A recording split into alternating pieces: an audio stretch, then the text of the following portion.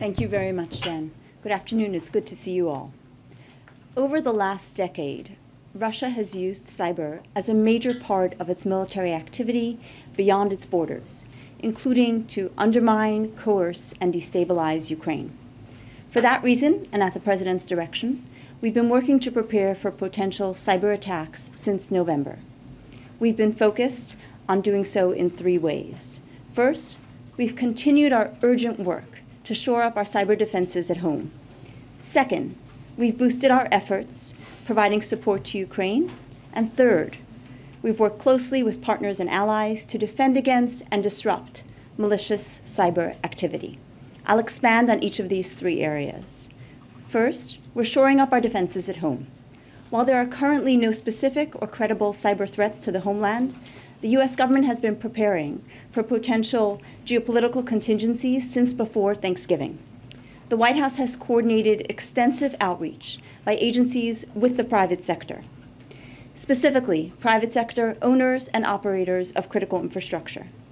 In that outreach, departments and agencies have gone to unprecedented and extraordinary lengths to share sensitive information, and most importantly, to outline specific steps companies can take to make their systems more secure. As one example of those specific steps, the Department of Energy shared technical indicators of techniques used by Russian cyber actors to conduct cyber attacks against Ukrainian electricity systems during prior crises in Ukraine. We're also using the authorities we have to require companies to put in place the cyber defenses needed.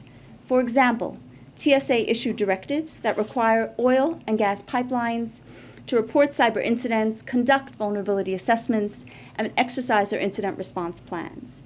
TSA is now working to expand that to both the aviation and railroad sectors. As many of you know, the government doesn't own or operate critical infrastructure that provides critical services to our citizens.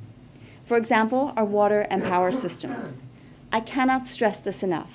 We urge our private sector partners to exercise incident response plans and put in place the cybersecurity defenses like encryption and multi-factor authentication that make cyber attacks harder for even sophisticated cyber actors. Second, we continue to support Ukraine as it works to shore up its cyber defenses. The U.S. government believes that Russian cyber actors likely have targeted the Ukrainian government, including military and critical infrastructure networks, to collect intelligence and pre-position to conduct disruptive cyber activities. These disruptive cyber operations could be leveraged if Russia takes further military action against Ukraine. We've seen troubling signs of malicious cyber activity this month. Earlier this week, we saw a kind of cyber attack known as a DDoS attack that overloads online services at the Ukrainian Ministry of Defense and state-owned banks. There were also text messages sent to bank customers telling them that ATM services were unavailable. Russia likes to move in the shadows and counts on a long process of attribution so it can continue its malicious behavior against Ukraine in cyberspace, including pre-positioning for its potential invasion. In light of that, we're moving quickly to attribute the DDoS attacks. We believe that the Russian government is responsible for wide-scale cyber attacks on Ukrainian banks this week. We have technical information that links the Russian Main Intelligence Directorate, or GRU, as known GRU infrastructure was seen transmitting high volumes of communication to Ukraine-based IP addresses and domains. We've shared the underlying intelligence with Ukraine and with our European partners. While of limited impact, this recent spate of cyber attacks in Ukraine are consistent with what a Russian effort could look like in laying the groundwork for more disruptive cyber attacks accompanying a potential further invasion of Ukraine's sovereign territory. We've been preparing for this possibility. Since November, we further intensified our support to the government of Ukraine, specifically to network defenders, working to help them respond to and recover from cyber incidents, as well as strengthen the resilience of cyber-critical infrastructure. Finally, we're cooperating with allies and partners to disrupt and respond to malicious cyber activity. That includes work to share intelligence regarding malicious cyber techniques and ensure the global community is ready to rapidly call out malicious cyber activity as appropriate.